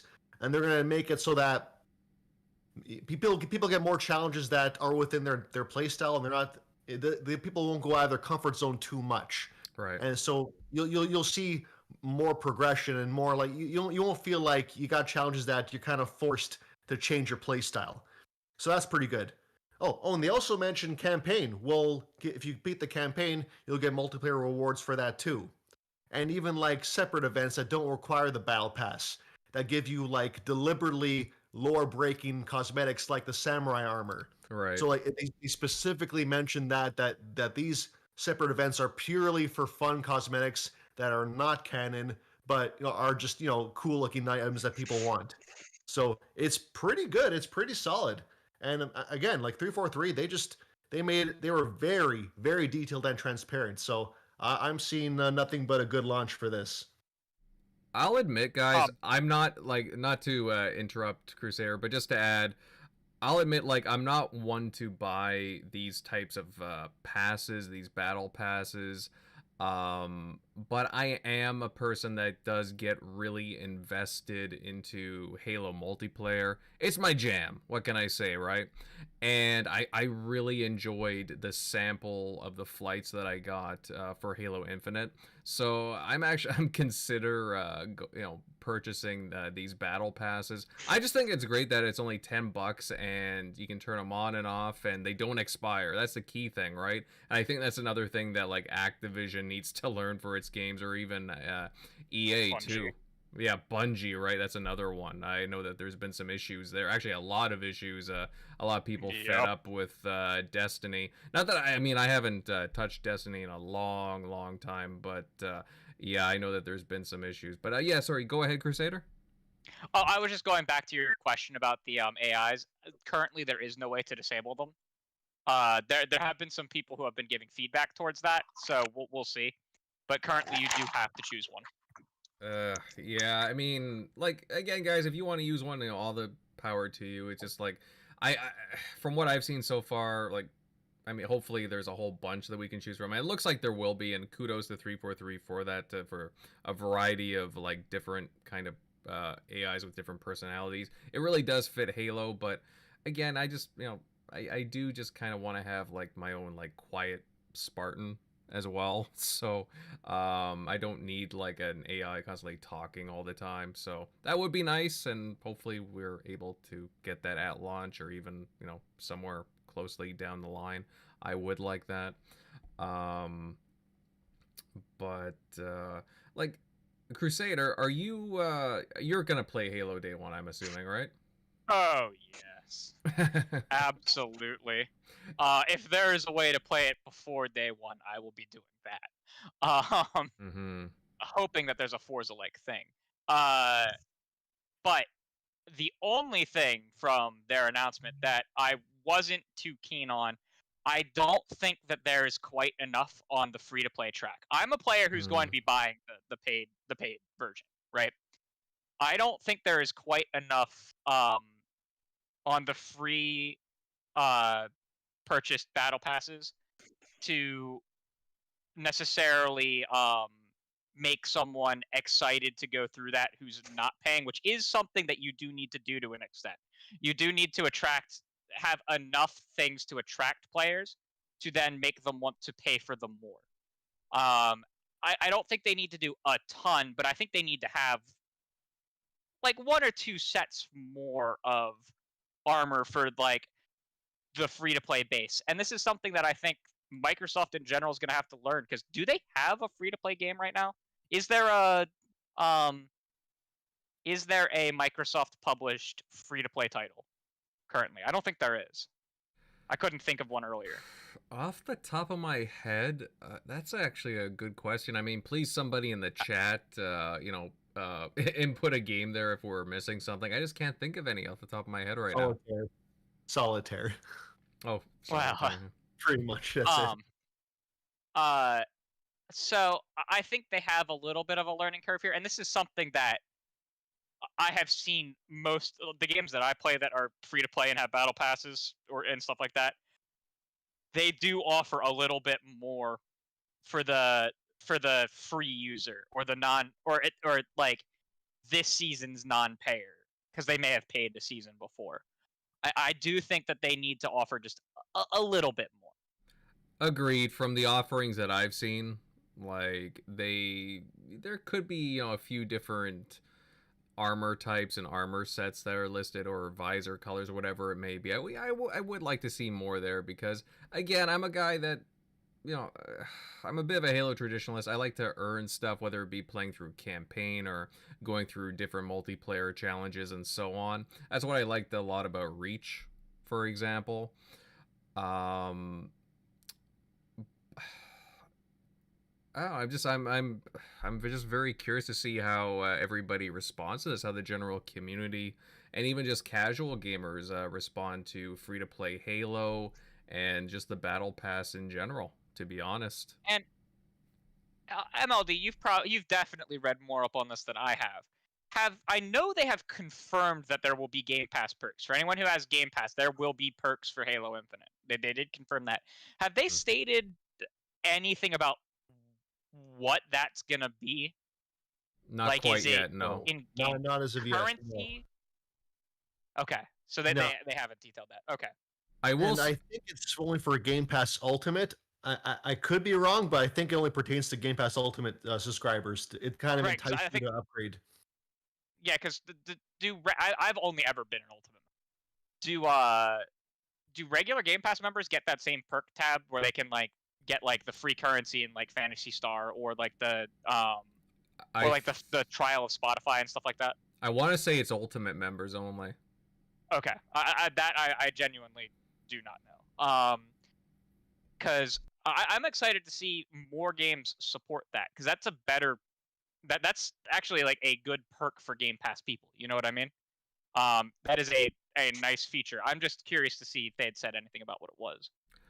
I imagine it'd be mostly XP boosts. Maybe XP the odd other thing, cosmetic on a case-by-case basis, but at the very least XP. I don't see why not. Mm-hmm. I will say though, guys, I do prefer this system a lot more than Halo 5's rec system, where it was just kind of, here's a pack and you open it, it's like random stuff, That's and terrible. it's nothing to. You don't really feel like you're earning anything. It's like, okay, I got a bunch of these.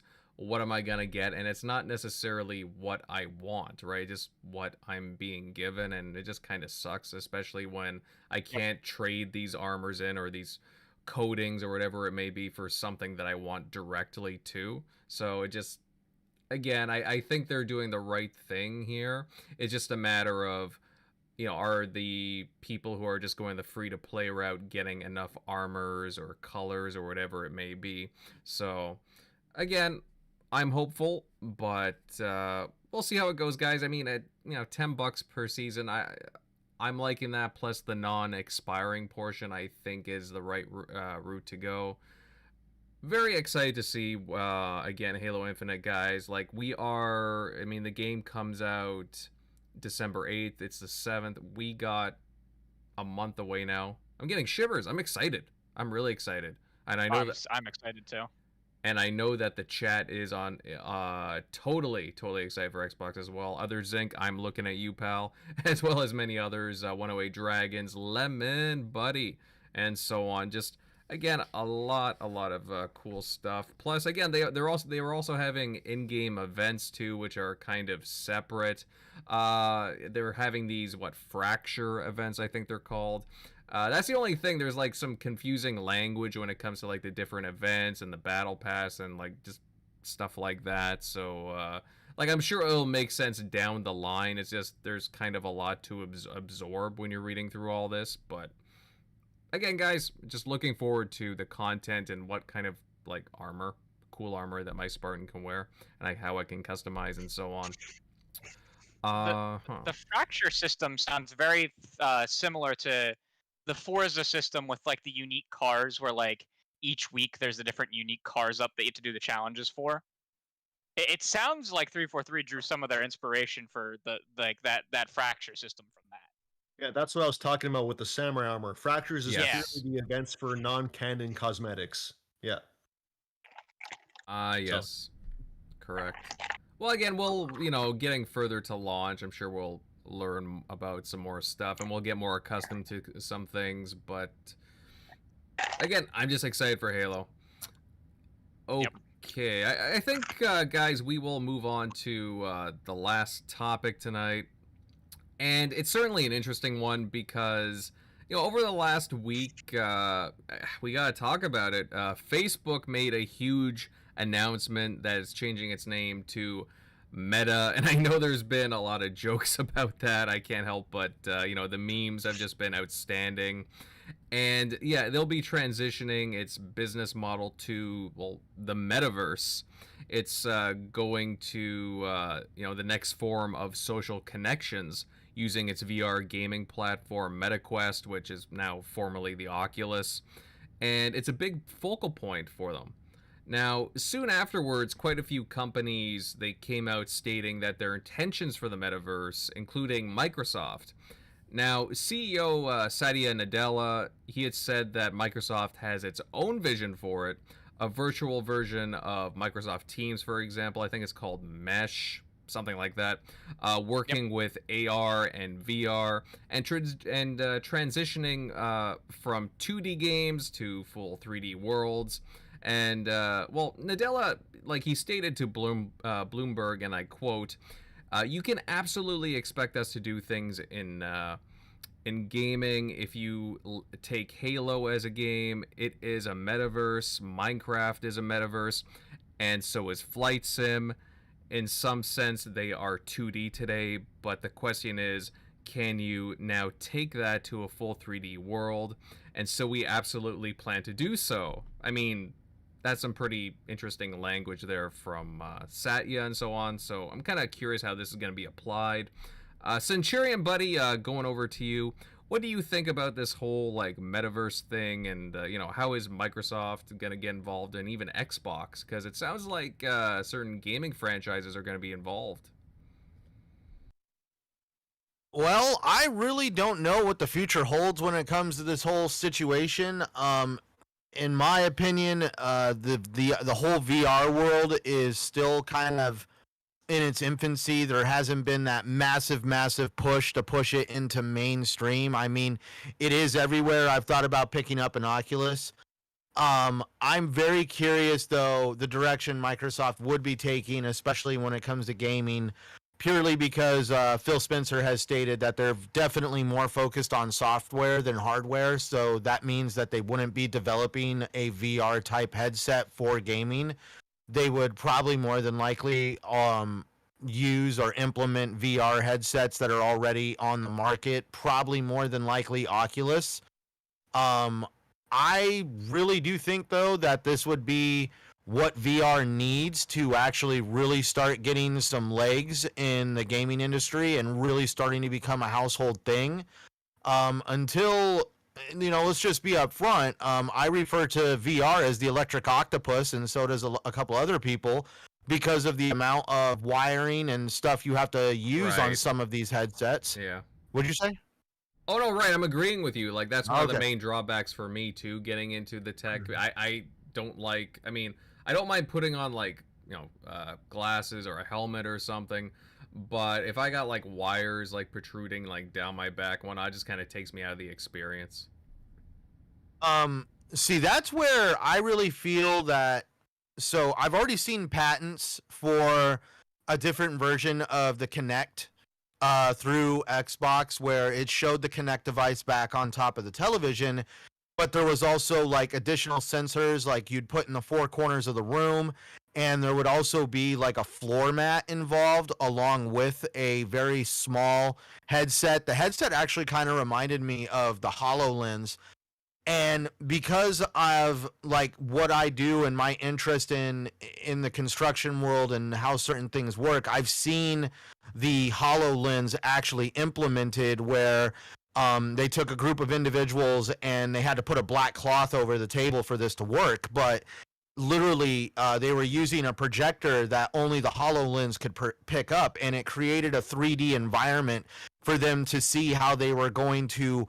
They basically modeled the construction site to scale. They put the crane on it. They showed how they were going to do other things around the construction site, and it was basically a digital implementation of how this project that they were doing was going to work.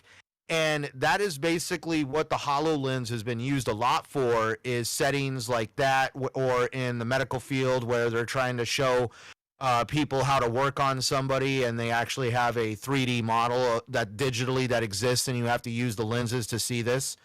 That's where I really feel Microsoft has really had more of a push for AR versus VR. And that's where I think they really want your living room to almost be like, Ready Player One, where you kind of have this second life or this other world that you go into and you participate in, and you have your avatar and all that good stuff, and you hang out with your friends. I feel like Microsoft, at least in my mind, in my opinion, has already crafted the beginnings of a metaverse purely because the ecosystem, the people that exist there, how Xbox, the Xbox Party system works, and Xbox Live. It's already a great ecosystem and community that could really implement this and take it an even step further. Because imagine being able to almost feel like your friends are in the living room enjoying the game with you, like you're all playing the same game. Theoretically, you could look over and see them or their avatar, because if the Kinect device does have the projector, it would be able to create these experiences like your friends are actually in the living room with you. Or you would be able to exist in, like, imagine going into a Halo world. Imagine playing Halo Infinite right now, going into the world and taking some of these bases and just actually getting in the Master Chief armor and being able to see yourself actually physically as Master Chief. I just really want to say that the future is really kind of, I don't know what it holds for the metaverse on this whole situation, because it does seem like a lot of cool big words that are going on, but they obviously, if you're going to do this, you need to have a lot of time, money, and people aimed at this. What do you guys think? How about that? That's a good question. Go ahead, guys. So I can't stand Mark Hmm. Zuckerberg. The man has tried to take the concept of the metaverse and tie it exclusively to VR. And Mhm. he's made most people think that that's all that it is. The metaverse is just the evolution of how communities of people engage with large pieces of content with which they are communities in. There are in gaming, there are plenty of games that are examples of great metaverses right now, but there are three exceptionally prime ones. The best one being Fortnite. Fortnite is uh, it connects almost every IP across everything. It keeps pulling in more games, more movies. It has had multiple actual concerts held in it and movie showings held in it. This is what the metaverse is. It is how we will ingest content in the future within a service. It doesn't have to have VR. And it, things can be a part of the metaverse in two ways. They can either be a platform with which is the metaverse, or the game can contribute to something else that is a metaverse and become 3D in that way. And I took the statement from Satya Nadella to mean that um, they are going to be taking the IPs of Halo and stuff like that, and not necessarily themselves being um, the metaverse, but also taking it and extending them to other things. Like they showed off a bunch of 3D personalities in Microsoft Teams that you Mhm. could use, and one of them, I believe, was a Halo Spartan. I have to go back and check. And that is another way that Halo itself can be a part of the metaverse. It doesn't necessarily have to be this concept of VR. Mhm. Another way that Halo Infinite, I guarantee, will be a big. It will have a very minor, like almost Stone Age like uh metaverse concepts. Is there will be armor that is influenced by other IPs in it. Like I can almost guarantee there will be Gears of War and Doom armor in it at some point. Right. People will demand it. I've already seen it online. Doom guy Spartan inspired armor. Um, that in some way does make it meta, right? Because that's the whole thing about the metaverse. Like it's a meta joke. It's a joke from outside the thing that is now inside it. Right. And the whole point of the metaverse is to connect the internet in a way that it's not connected currently. When you think of the internet, it's usually just one line directly between you and the thing that you are engaging with, right? Like there's a direct line between the viewers of this podcast and the podcast itself, right? In a metaverse, you have connections between the objects that are within the internet as well. So, like, there would be a line between Fortnite and Halo, not just the player to Fortnite and the player to Halo, but it would form like almost like a triangle. Does that make sense? Yeah. Yeah.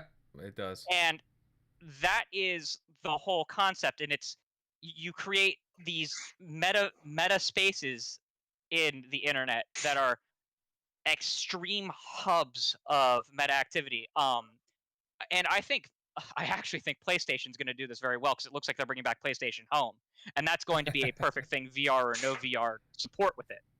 Yeah, I was actually Uh, gonna mention that too because when they talk about this whole metaverse too, it's like, yeah, I mean that brings back PlayStation Home vibes. yes, PlayStation Home, and I think Xbox can do something with its avatar system if they would get up and actually do something with Yeah, their avatar system. yeah, Because you could create that same concept in the Xbox space with the communities if you did more with the avatars.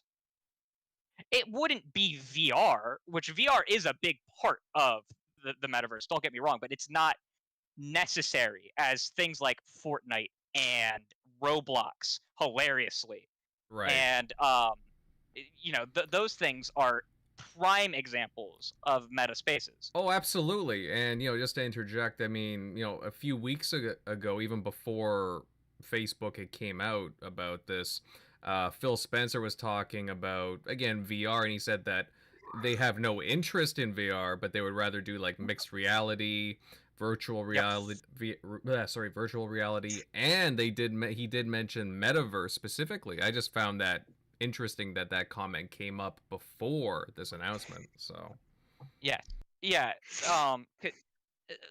And the other thing about Xbox not wanting to do VR, they could implement Windows mixed reality as an API for the system, and Right. then just not really do much with it themselves. And if developers wanted to do something with it, then any headset that supports mixed reality could just work, right? Like they don't need to develop their own because they have an API that just makes it so that any headset, if you design for Windows mixed reality, it'll work with any headset that has made itself compatible with Windows mixed reality, similar to like DirectX, right? Games that use DirectX will just kind of work on Windows no matter the GPU, right? But it just frustrates me that people are buying into VR being the end-all be-all of Metaverse because Facebook has said so, when it's really just Facebook trying to market its line of VR headsets in a devious way. I mean, they will absolutely be a part of the Metaverse, but you want a good read up on why it's so dystopian and dumb that this is that Facebook's vision of the Metaverse. Go look up Gene from the Washington Post. He's a game reviewer. I can't think of his last name right now. He has an excellent expose on the Metaverse. He covers it extensively. It's interesting. Gene Park. Oh yes, I know who you're talking about. Yeah. Well, it's interesting Gene Park. because, for example, I'm involved heavily in cryptocurrency, and so I own some crypto. You got a power plant in your backyard? Oh, if only you knew, pal. No, nothing like that. Nothing like that. Staying up late with a soldering iron and some hacked PC rig, constantly changing the components, siphoning energy off of his electrical grid. Oh well, no. I'm not a miner. I can't. I don't do that. But what I will say though is I am involved in like again cryptocurrency, and I'm involved in quite a few different gaming cryptos, for example. And one of them is as soon as this news broke about the Metaverse and Facebook, a couple of them just skyrocketed. Like there's this one called Decentraland that I'm invested in. It's a complete metaverse. Just the other week they had a concert there with like Deadmau5 and I mean heck even like Paris Hilton and stuff. They drew some numbers. It's an interesting concept. Even just a few days ago, Ubisoft announced that they're invested in another company too that are heavily involved in like NFTs and metaverses. I mean, I do think that you're going to see a bunch of publishers jumping onto this because I do think that this will be a big deal. It's just a matter of how consumers will get involved. And like you were saying, Crusader, I mean, how will these companies like put this into their ecosystems? I would love to see. One of my biggest complaints with Xbox avatars is that okay, they put the work into redoing them and everything, but there's no real way to show them off. So a great metaverse, a great example of how this can be used is bring back 1 versus 100. yeah, Bring it back. That like that right there, you know, and that would cause you know, everyone would start listing the cosmetics for the avatars again. Then you'd see, you know, everyone and their mother would be creating the different stuff for like $2, $3, $4, $5. yes, You know, for you to dress up for your avatar, and that creates a few things. Number one, it creates a big desire. It creates a big economy that's completely separate from like games themselves, right? And for a lot of these developers, there's a reason why all of these companies bring their characters to Fortnite, right? Yeah. It is a giant marketing tool for them. Whenever you see Aloy in Fortnite, you think, wow, Horizon Zero Dawn. whenever you see Master Chief, you think Halo, and that might make you want to go play Halo, right? And that is one of the more devious goals of a metaverse, right? Is that these companies are going to indirectly advertise to you by making you, you can make your avatar however you want it to look, right? So for you, you're just happy being Master Chief. For other people, they're seeing Master Chief and they're getting that subliminal thought to play Halo. And that's just how it is, But so many people would be happy, just happy being in 1 versus 100, showing off their avatar that they created way back in the 360 days, with those old cosmetics or new cosmetics based on Avowed or based on Perfect Dark. You know what I mean? Mm-hmm. And it's just a shame they don't do anything with it. It's one of the things I'm most frustrated with on Xbox right now.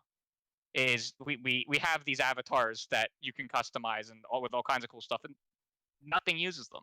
Yeah, because I thought that when they were bringing them back and they retooled them, they were gonna have some games to showcase them. And I mean, granted, I mean, say what you will. I mean, remember the Kinect? It had a bunch of different Avatar games. There's nothing to really showcase the avatars anymore. Again, there's no 1 versus 100. There's no Doritos Crash Course, and there's not even a Smash clone where you could be bring in your avatar Yep. And just fights. I mean, I would argue that would be actually pretty cool too. A little avatar fighter game too, but we don't have that. So something like an expanded metaverse where you see all these different custom characters duke it out. Again, a 1 versus 100 would be perfect. And didn't they mention 1 versus 100 a little while ago? I can't remember if it was Phil or somebody. Because I think they would like to do it. Someone mentioned it into an interview, and he said that if the support's there, we could do something like it again in the future. And I constantly see stuff about it online, and every tweet I see about it from a big name has tons of people underneath it who are like, yeah, bring back 1 versus 100, or they're asking what it is, and when you explain it to them, they're like, this is so cool. Why did this ever go away? Mm-hmm. Yeah. It was such a neat idea that was years ahead of its time. And I mean, it was popular back then too, but conceptually, it would be significantly better now than it was then. Oh yeah. I think you could do so much more with it nowadays. Yeah, it was really ahead of its time. 1 versus 100. Man, how long ago was that now too? I mean, since that was the 360 area, man, I feel like an old man now thinking about that. Oof. Yeah, they definitely need to bring back that title. I think that it would be interesting getting involved with these different metaverse-esque kind of titles. Again, it's not like the end-all be-all. Again, I'm not huge on what Zuckerberg or Facebook do as a corporation because, I mean, again, like you, Crusader. I mean, I'm not big on the Zuckerborg, if you will, the Commander Data lookalike, but it is interesting that all these various companies are coming out and being like, oh yeah, we're getting involved in the metaverse, we're working on something, and so on. And I do think that there is an avenue to explore here. Again, I would like to see again with Xbox, maybe use the avatars more. I think there's a lot of ideas that could be used here. I think that there are a lot of interesting applications. And I mean, even I hate to say it, from a business standpoint too, for these corporations, there's probably some money to be made as well, right? So there's a lot of money to be made. I mean, look at what Fortnite does whenever a new skin comes. Everyone goes ballistic and it blows up Twitter for 3 or 4 hours. You know what I mean? You see it everywhere. When they announced the Resident Evil skins, I couldn't stop seeing it. And every party is just happy. Fortnite's getting its cut. Capcom's getting its cut. When Master Chief came, I'm sure both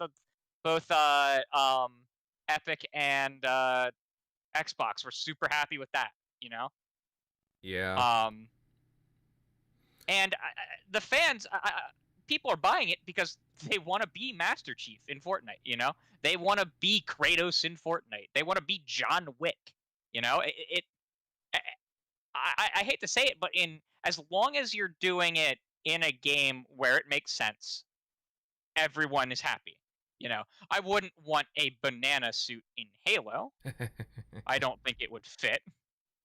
But you want to make a Skyrim Dragonborn style inspired armor that can make sense as long as you design it well enough. You know what I mean? Well, you have to design it in the concept of that game, in that game setting, and make it fit.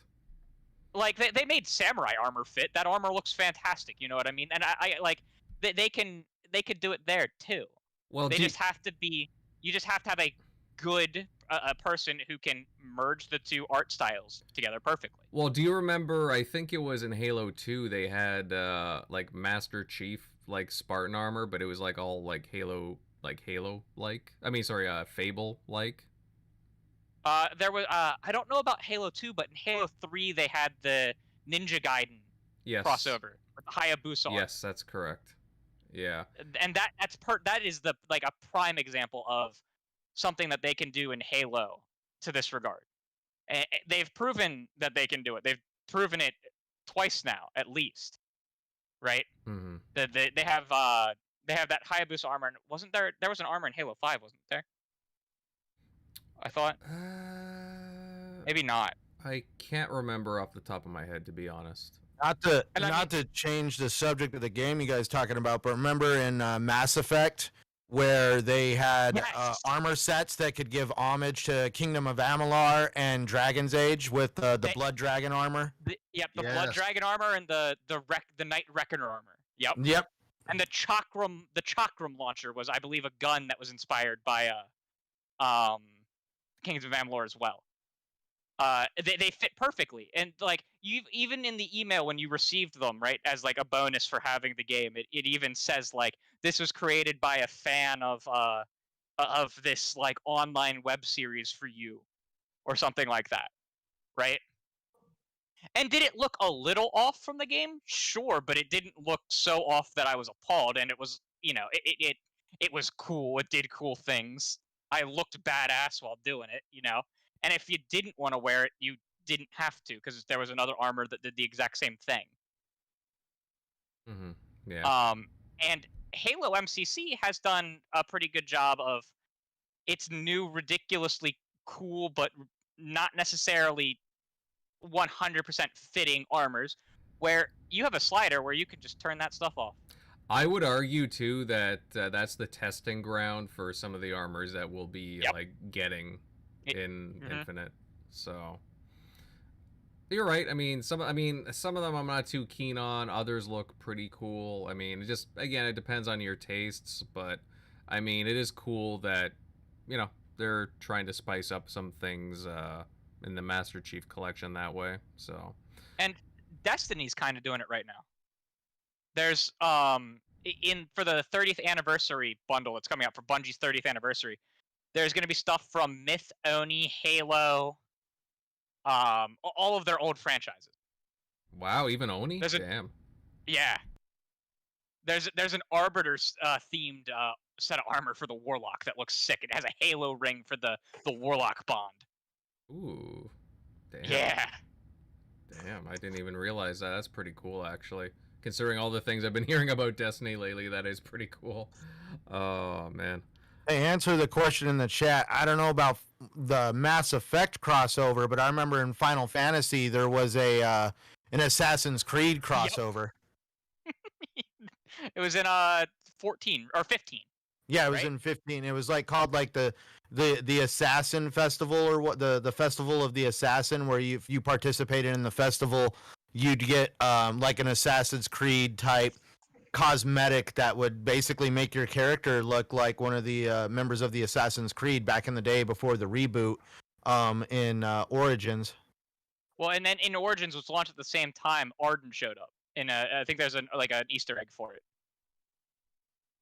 Because I think they did them at the same time. I think it was like a deal where Ubisoft did one and Square did another. All right. Interesting. Yeah, I mean, it's just kind of cool that, again, there's all these different crossovers. And yeah, I mean, it could be applied to the metaverse too. Anybody else got some thoughts on this whole, like, Xbox participating in this metaverse stuff? I just hope that they don't sink too much time and resources into it, because as of right now, it's all still up in the air. It's in its infancy. Hopefully, Microsoft just doesn't just make this like a big cash sinkhole. So, but that's my only concern. But I'm hoping for the best. Mm-hmm. And that's fair. That's fair. Like, I'll be curious to see what else they play around with. Again, we talk about like these virtual worlds, again, metaverse stuff, but I'm kind of more interested in like play to earn stuff and like how they, I don't know, just some other things like technology wise that are coming up. Again, that are very like pro consumer. Again, Xbox has been very like pro like consumer with a lot of its like cross buying opportunities and backwards compatible games and so on. And I'll just be curious to see what they do going forward, like how much they embrace some of this technology coming up, whether it be, again, we talk about the metaverse, but also again play to earn, and even like, you know, again, blockchain stuff too going forward with some things too. It would be cool to, like, for example, resell, like, let's say some of the digital stuff that you own, but let's say Xbox gets like, you know, there's like a fee or a portion that could come back. I'm just like spitballing here, but again, just some more stuff like down the line. I think that'd be some cool concept. But yeah, guys, I think on that note, we'll start to wrap up tonight's show. I gotta say, fun chat tonight. It's always a fun time talking about games, rumors, news, and all that's in between. You know, it's always fun. Like, again, as much as we talk games, you know, seeing you guys in the chat, just like, you know, rifle off some stuff too. I love seeing the excitement. Tonight we covered the release of Forza Horizon 5. More talk on the Halo. I mean, sorry, the talk on Sega and the Xbox partnership, the Halo Infinite Battle Pass, and the Metaverse, and much more. If you guys enjoyed tonight's show and all the ramblings, then consider dropping a like, sharing it out, and subbing to the channel to keep up to date on all things TXR. I highly suggest keeping an eye on our social media because we will be dropping something pretty cool tomorrow. I'm pretty sure you guys like giveaways, right? Well, we got a pretty cool one tomorrow, and possibly it's themed after a game that's recently came out. So keep your eyes peeled on that. Let's see, we will move over to the outros, and starting with our informative guest, Crusader. Buddy, thanks for stopping by tonight. We appreciate having you on and getting your views on, well, all things Xbox gaming and, you know, whatever it may be. We appreciate it. Where can our wonderful listeners follow you at? You can follow me at Twitter at Crusader3456.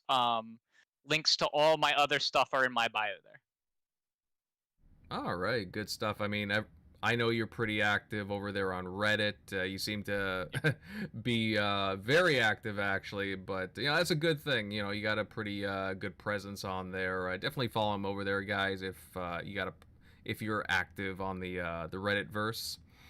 Yeah, if you're into leaks and rumors, I am very active on r/gaming leaks and rumors. I try to, if anything I see, I try to post there. Mm-hmm. He is very active, and he does a good job there of summarizing a lot of the leaks going on there, especially the Xbox stuff. Now on to the TXR show regulars, starting with Eric Shockley, buddy. Buddy, good points tonight. Always, you know, you got a really cool perspective. Where can everybody follow you at? Yeah, as always, you can find me on Easy Shock on Xbox Live, Shock Nero on Twitter.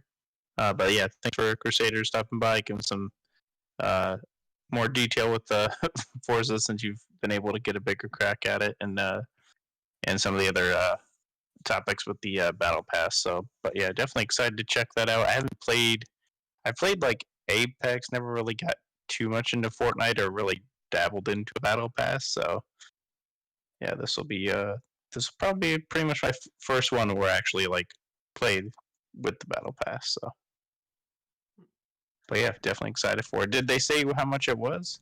$10. $10. $10. Okay. So not too bad. Not too Cool. bad. Moving on down the list here, General MLD Buddy. Love the stuff tonight. Where can the show faithful follow you at? Thank you. Twitter is at MLD Ghost. YouTube General MLD. Can't wait for Forza Horizon 5. Gonna be playing that all week. As we're looking forward to hopefully more Xbox news developments come out.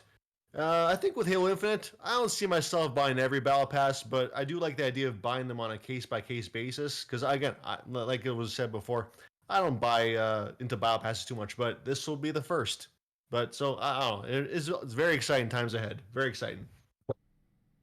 Indeed, pal. Indeed. Down the list, moving on to the Arizona man, Centurion. Buddy, love the presence tonight. Good show. Where can all the TXR fandom follow you at? Well, gentlemen, it was an awesome show. Thank you for the great chat. I actually enjoyed conversations and everything else in between. Thank you to everybody out there in the chat that was typing it up. Saw a lot of great people out there. You guys have yourselves a wonderful night. For those who are interested in finding me, please find me at Centurion1307 on Xbox Live, Twitter, and of course YouTube. I am actually working on another fanboy video who should be popping up here in the next day or so. Been grinding away at that, so there's that to look forward to. And other than that, just looking forward to some of the great games that are going to be coming out here pretty quick. My backlog is already miles long, and Xbox is going to be stacking it even higher this holiday season. Yeah, well said. A lot of excitement going on. To round this out, of course, I'm Invader, and you guys can all follow my content on YouTube at Invader Gaming. I'm also available on a number of different alt media sites, such as BitChute, Minds, and so on. I'm all over the place. I like to spread myself out, right? Really good show tonight, really good stuff from all the TXR crew and our fantastic guest, and we are looking forward to seeing you all here next Sunday. And again, keep an eye on our social media tomorrow. There will be a big giveaway going on, so keep an eye on that. Take it easy, folks. Have a good one.